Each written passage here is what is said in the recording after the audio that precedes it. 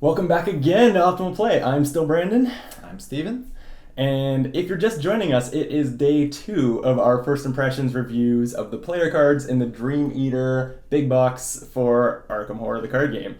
So you may want to go back and watch yesterday's video first if you missed it. But with that, we're going to dive into the Seekers from the box, right? Maybe you hated Guardians and you just purposely skipped around. Yeah, I mean, maybe you just don't like blue cards, and that's fine. But we did go over the bonded and myriad keywords, so we probably won't repeat them again.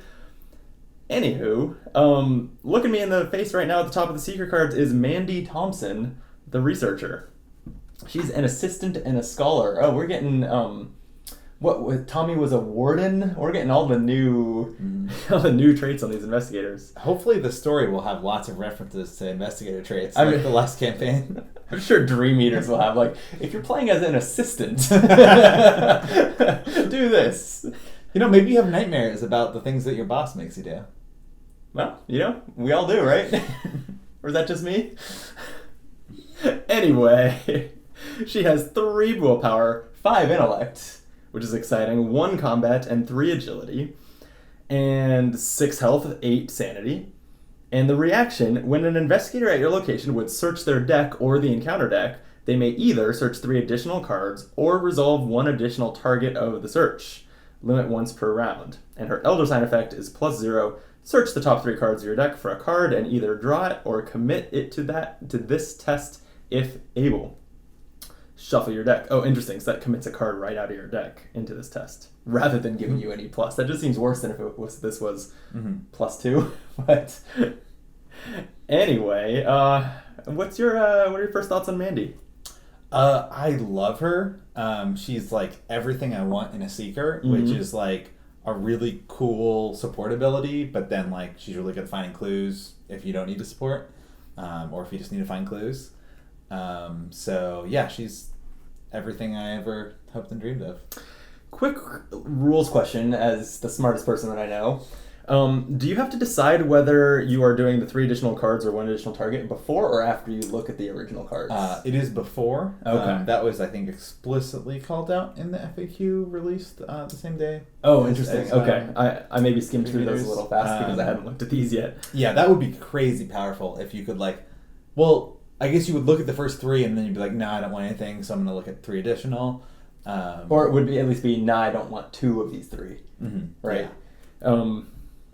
But okay, so it is the weaker interpretation of this, but that's fine. It still seems great.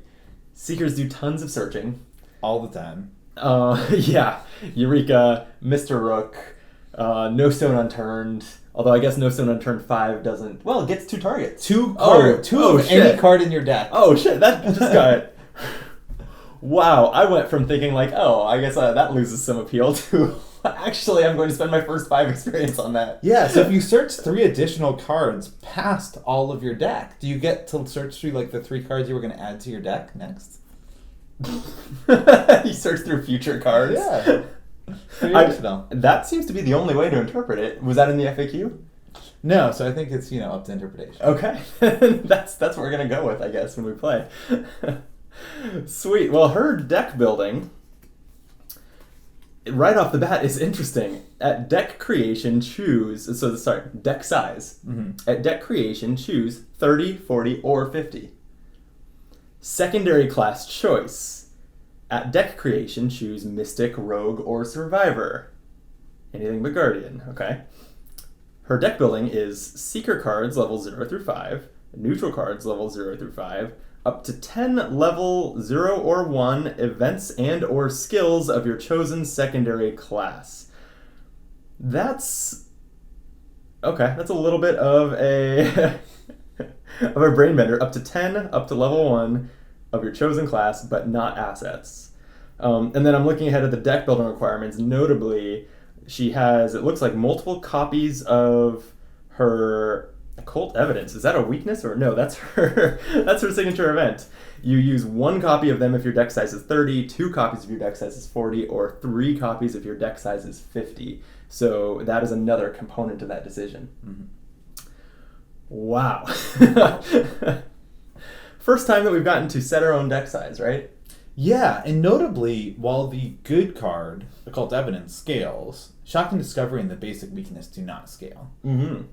So you can really dilute your deck of weaknesses if you play essentially like a 55 card deck with like 50 cards plus 3 of your signature, and then just these 2 weaknesses.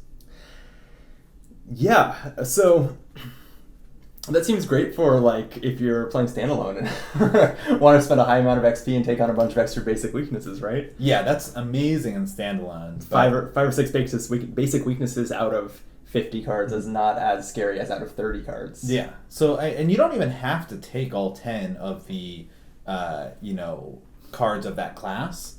So I mean, potentially you could just decide I want 50 cards, but I'm going to take 5 of each of those 3 classes. So. I don't think that's true. It says at deck creation, choose one of the 3 classes. Yeah, but it also says up to 10 level 0 to 1 of your chosen secondary class. So you can do just like 5 Mystic, 5 Rogue, 5 Survivor. No, I don't think that's the case because your chosen secondary class is one of these 3. Oh, wait. Oh, you don't get to choose 3. I thought if it was 50, you get to choose 3 of the secondaries. It's not that? No. Oh. No, there's nothing about that on here. Okay. Somehow I just assumed because it had these 3 sizes that part of the scaling was that like you get 1 secondary, 2 secondary, 3 secondary. Oh, that I can see how your brain went there, but no, that's not the case. So actually, the larger your deck, the smaller a portion of it gets to be your off class. Yeah, that's true. Okay. That makes me want to consider the 30 a little more. But man, I almost just don't know what else to say. Like, I've never seen an investigator that just has so many options when it comes to deck building. Like, already what 30 cards you put in is a lot of options, but now it's deck size, what class, and then how many cards of that class and building the deck. I'm excited to mess around with it and also to see what other people do. I'm sure decks are already... Well, I don't know if the cards are on Arkham DB as of today on release day, but I'm excited to check out what people are doing with this.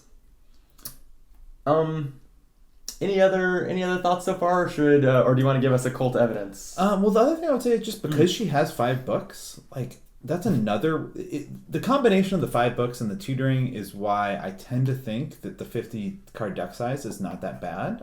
When you're already at 5 at your primary stat, you're never like that screwed by not drawing the right card. Yeah, it's not crucial that you find your Tarots or your Milan or whatever for that +1 intellect. That's a great point. All right, what's her signature event look like? All right, so it's a 0-cost event with a wild icon, Occult Evidence, Insight and Research, Mandy Thompson deck only, so no Joe putting it in his Insight deck. Shuffle Occult Evidence into your deck. That's just the first thing.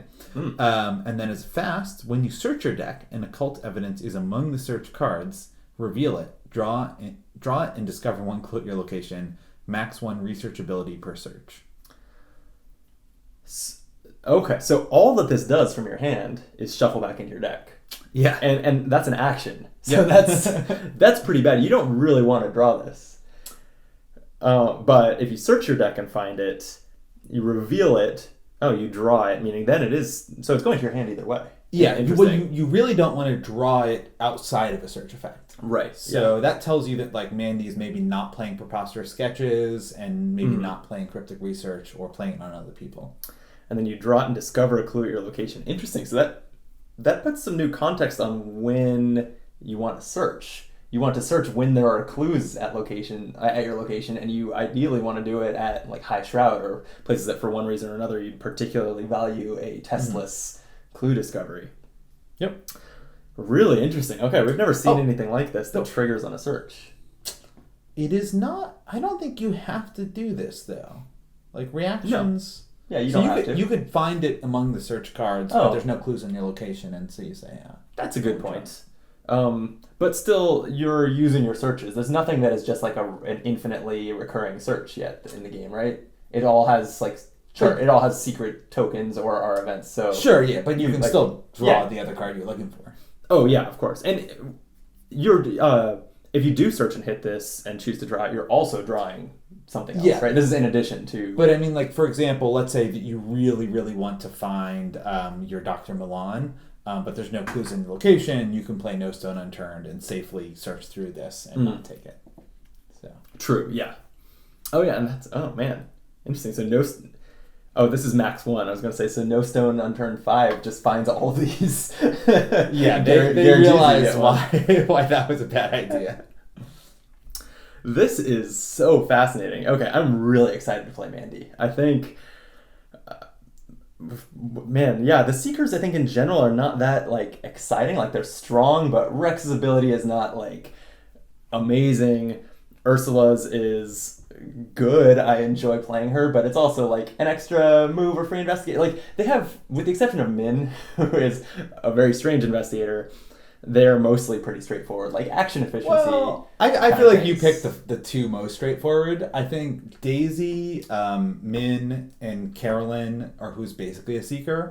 Well, Carolyn's blue. They're all very good at finding clues, but also very good at supporting other people. Sure. I feel like... But, like, Daisy is, like, a conditional +1 action. Like, it's not an exciting ability. But all the tomes have weird support effects, so essentially she's a support character. Sure. I just mean, like, I think that this is one of the most just, like, interesting from a gameplay perspective Seekers yet. Yeah, no, it's pretty cool. All right, she has a weakness, though. Whew. It is... Oh. It is Shocking Discovery. It's a blunder. Another blunder. This is the blunder cycle. Huh. Yeah, and it's a mystery. With Revelation, shuffle Shocking Discovery back into your deck. If you cannot discard it and draw the top card of the encounter deck instead. Oh, interesting. If your deck happens to be empty. Forced. When you search your deck and this card is among the searched cards, discard it. Cancel the search and all of its effects. Shuffle the searched deck. Draw the top card of the encounter deck. Oh, wow. So if you hit this one, you not only whiff on the search, you get nothing out of it, but you draw an encounter card. It's half an overzealous. Whew, this is a big weakness. Great art. Bad card. What do you think? Yeah, I mean, basically this reads, at some point in your game, and probably not even that long from now, you're going to have a search canceled, and you're going to draw the top card in the counter deck. So you basically can't even play No Stone in turn 5 until you've dealt with this. Oh, interesting. Yeah, because it's just going to counter the first No Stone on turn 5 you play. Yeah.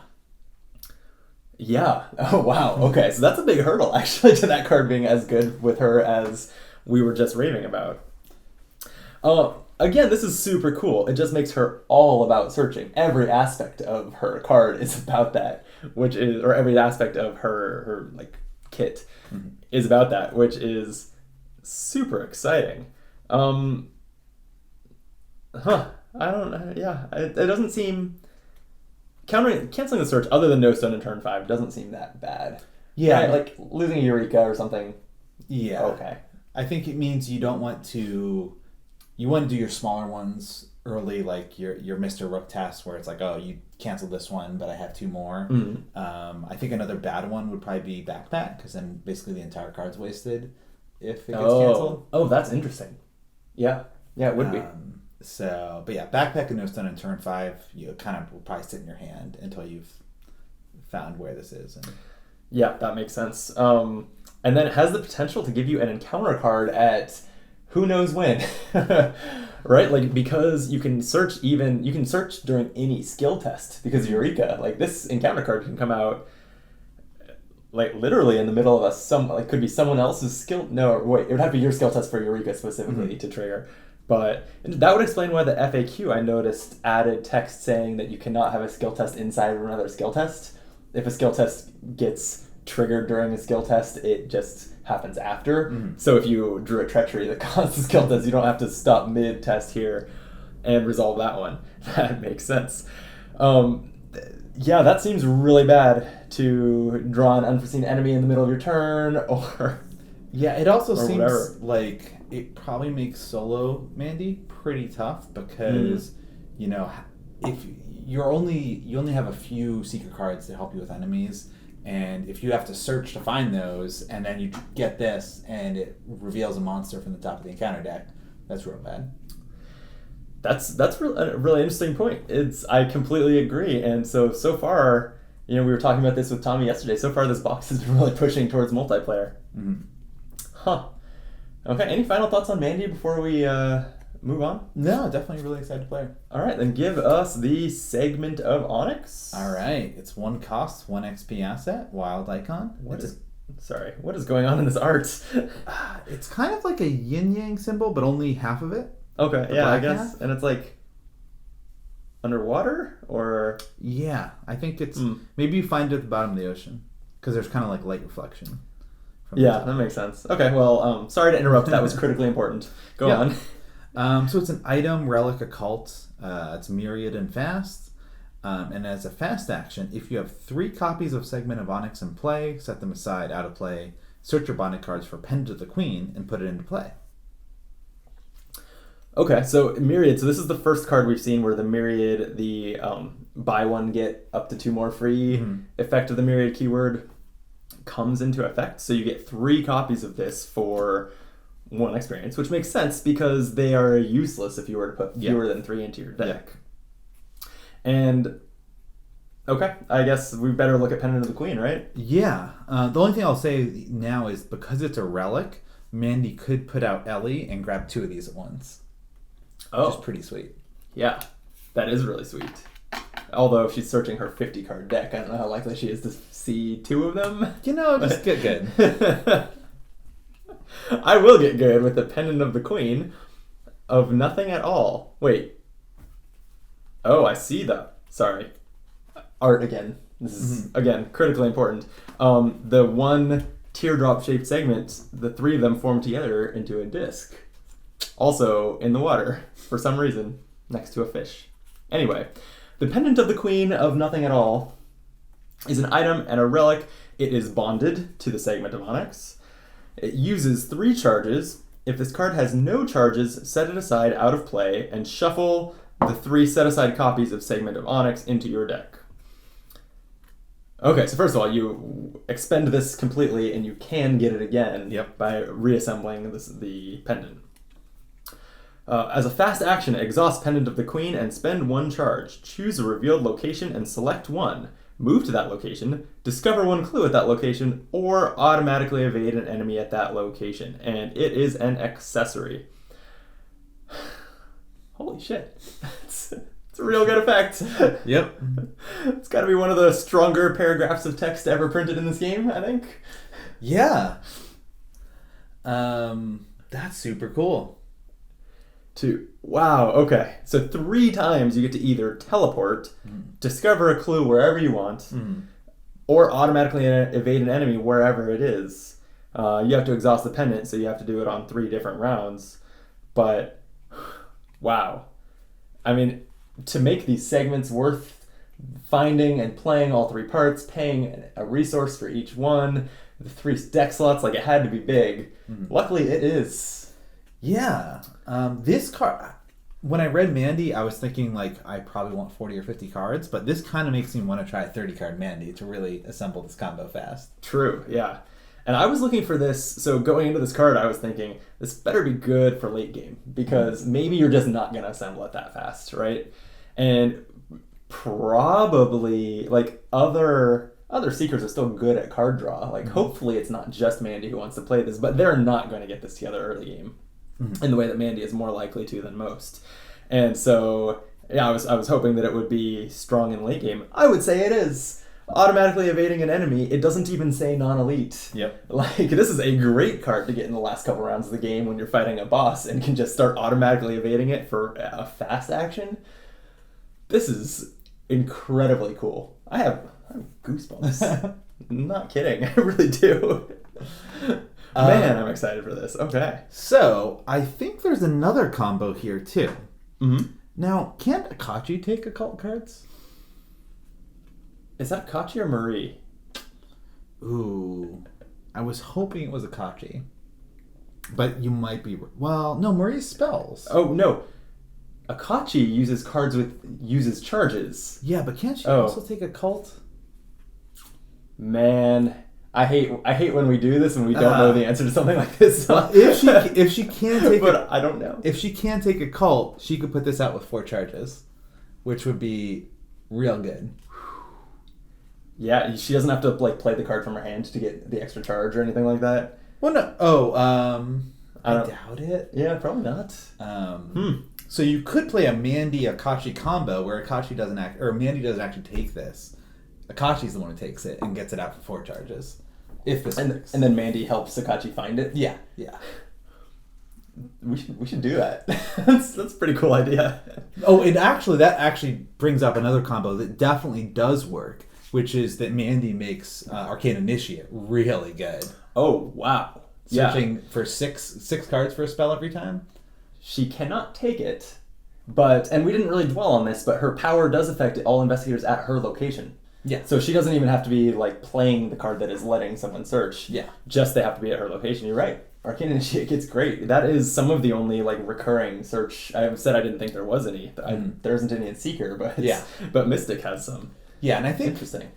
Unless you know that your deck is like loaded with spells for like the last 10 cards, you would almost always do 1 and 6 rather than 2 and 3 because Arcane Initiate definitely whiffs like 40-50% of the time. So the chance of you finding 2 spells is pretty low, but like 6 cards makes that so amazing. Agreed. Cool. I love it. It's another fantastic use of Bonded. It actually justifies the myriad keyword in a way that Tommy's card didn't, and I expressed disappointment about there. I think that this is a card that is like design space. It can't exist without that. And that, I mean, it could still just be text on the card, not a keyword. But anyway. Moving on to another myriad card. All the secret cards here are myriad. Yep. Astounding Revelation. It is research traded and is myriad. It is a null cost event. And it says here as the next line of text, I was just going to say that means it can't be played. It says right here, Astounding Revelation cannot be played. But when you search your deck and Astounding Revelation is among the searched cards, discard it to either gain 2 resources or place 1 secret on an asset you control. And this has the same max 1 research ability per search, which means that this and Occult Evidence, Mandy's signature, only one of them can trigger per search. Huh. Super cool. What do you think? Yeah, that's really neat. It's not only is it giving you a cool ability, but it's also thinning your deck. So I think if you're playing 50 card Mandy, you definitely want 3 of these because, I mean, let's say it was only 1 resource or something. You're searching for, say, 9 with your Mr. Rook. You're drawing 2 of those cards, and then you're discarding an Astounding Revelation, and your deck is 3 cards thinner. Right, because importantly, just like Occult Evidence, you're not using this as the card that you're finding in your search. You're getting it in addition to the card you're finding in your search. And I guess if you draw it in some other way, it's an intellect icon, which a Seeker can find a way to use, probably. Yep. But more evidence that Mandy probably doesn't take any regular card draw.